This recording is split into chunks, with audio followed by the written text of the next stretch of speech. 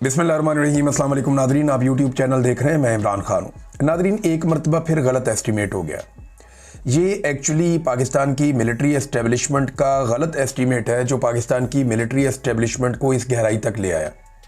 ये जो तबाही हुई है पाकिस्तान की, पाकिस्तान के अंदर मईशत से लेकर दहशतगर्दी के मामलात हों, खारजा पॉलिसी हो, दाखिली मामलात हों, ये जो मुकम्मल पाकिस्तान की इन्होंने तबाही और बर्बादी की है, इसके पीछे पाकिस्तान के जर्नैलों के गलत अंदाजे हैं।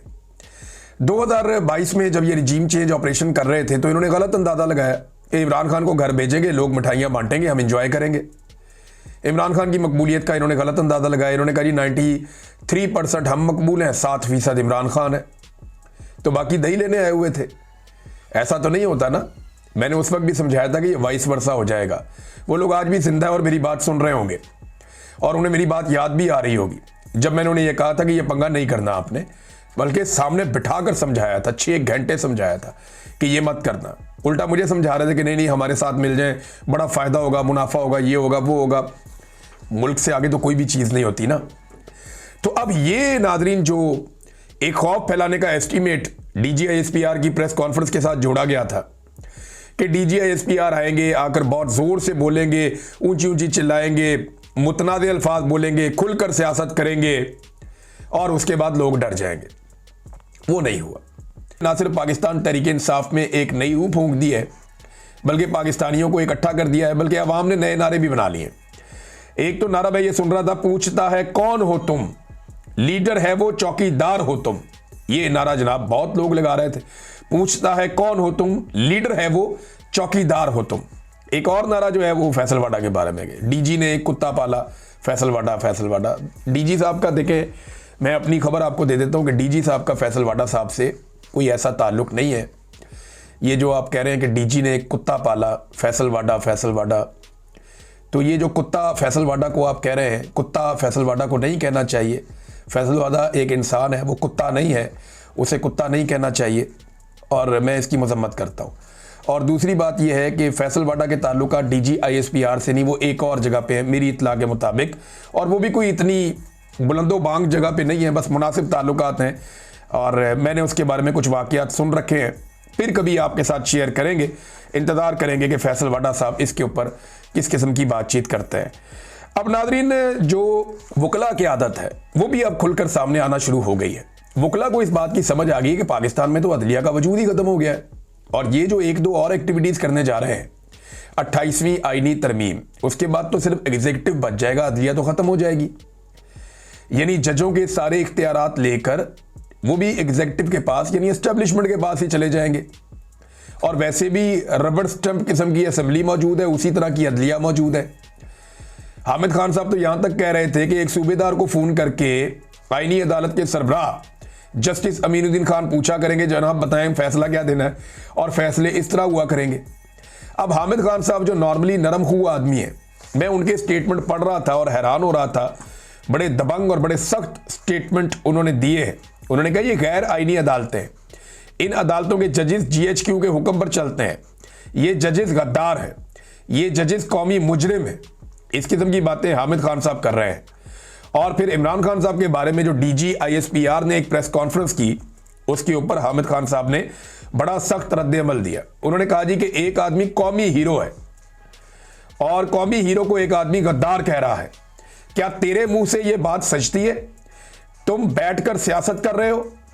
ये प्रेस ब्रीफिंग पाकिस्तान की तारीख की बदतरीन ब्रीफिंग थी। ये हामिद खान ने DGISPR को बड़ा सख्त जवाब दिया। बल्कि ये जवाब अगर आप सुनना चाहें तो मैं आपको सुना भी देता हूं। एक सेकंड जरा मैं आपको ये जवाब सुनाता हूं हामिद खान साहब का, किस तरीके से उन्होंने ये बात की, ये सुने। यानी एक आदमी बैठ के एक कौमी हीरो को गद्दार कह रहा, यानी तेरे मुंह से ये बात सच्ची है? तू मैं सियासत कर रहा है, तू उनको बुरा भला कह रहा।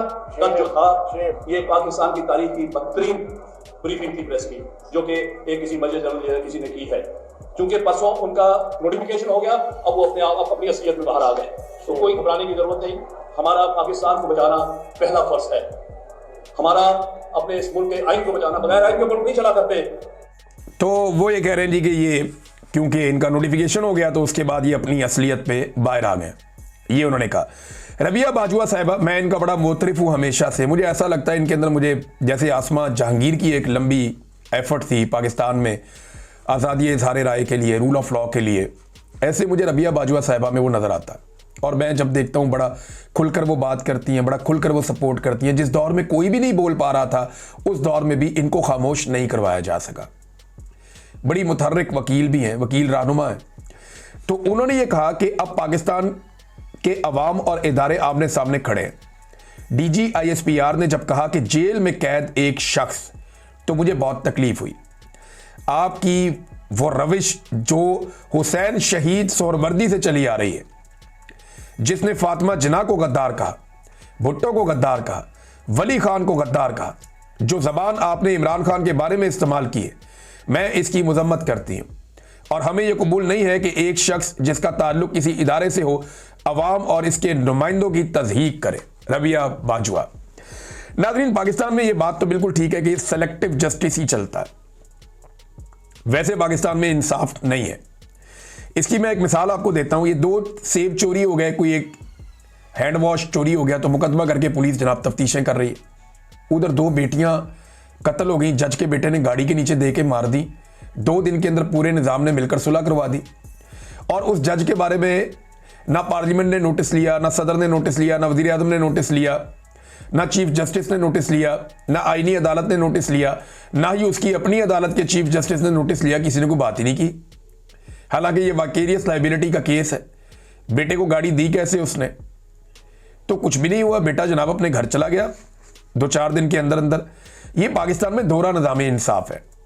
यानी साद रहमान उर्फ डक्की, मैंने देखा ये एक नौजवान यूट्यूबर है, फैमिली व्लॉगिंग करते हैं। मैंने देखा इनके साथ बड़ी सख्त ज्यादती की NCCIA ने, बड़ा जुल्म किया इनके साथ। मुझे बहुत तकलीफ हुई। और ऐसे लोगों पे आप 3 लफ्ज़ ही भेज सकते हैं और क्या कर सकते हैं। बेशर्म लोग हैं और बेगैरती की ये इंतहा है जो उस बेचारे यूट्यूबर के साथ की गई। लेकिन उसकी मदद के लिए बिग ब्रदर आ गया वहां पे। तो मेरा सवाल ये है कि ये जो 2 बेटियां कत्ल हुई स्कूटी के ऊपर, इनके लिए कोई बिग ब्रदर नहीं आ सकता था? गरीब आदमी को जब जब पाकिस्तान में मार पड़ती है, उसके लिए कोई बिग ब्रदर नहीं आता। एक्चुअली हमें बिग ब्रदर की जरूरत नहीं है, हमें आजाद अदलिया की जरूरत है, हमें निजाम इंसाफ की जरूरत है। बिग ब्रदर कुछ नहीं बेचते। ये बिग ब्रदर क्यों आया, मैं आपको वजह बताता हूं। वो जो पैसा खा रहे थे ना NCCI वाले, वो बिग ब्रदर का नाम लेकर खा रहे थे। तो बिग ब्रदर को गुस्सा आ गया कि जनाब यार साढ़े ना दे पैसा खा रहे हो, ते चूना भी ला रहे हो। तो फिर उन्होंने अपना कस दिया पकड़ के। अगर बिग ब्रदर को या इन सारों को या एजेंसियों को करप्शन के ऊपर कोई एतराज होता, तो इतने करप्ट लोगों को लाकर उनके केसेस माफ करके NRO 2 करके उन सारों को इकट्ठा करके पूरा इलेक्शन चोरी करके उनको लाकर इक्तदार में बिठाते। कभी भी ना बिठाते। ये 5300 अरब की जो चोरी हुई है, इसका जवाब कौन देगा? है बिग ब्रदर के पास जवाब? तो ये बिग ब्रदर सिर्फ अपनी मंजी ठुक रही थी, उस चक्कर में आया मैदान में कि जनाब मेरा नाम लेके तो ना लुटो, बाकी लुटो, एंजॉय करो। सारा आवेगा आवाई बिगड़ा हुआ, सारे लूट रहे, ये लोग खुद भी लूट रहे। इलेक्शन में किसने कौन सी सीट कैसे बेची, ये तो PMLN के लोग भी बता चुके हैं, बाकी सारे लोग भी बताते रहते हैं। तो करप्शन इनका मसला नहीं है, लुटमार इनका मसला नहीं है। इनका मसला जाती है कि जनाब हमारा काम चलता रहे, हमारे मफाद चलते रहे, हमें किसी बिग ब्रदर की जरूरत नहीं है। हमें पाकिस्तान में निज़ाम इंसाफ की जरूरत है जो सबको इंसाफ दे। अब तक के लिए इतने, अपना ख्याल रखिएगा, अपने इस चैनल का भी। अल्लाह हाफ़िज़।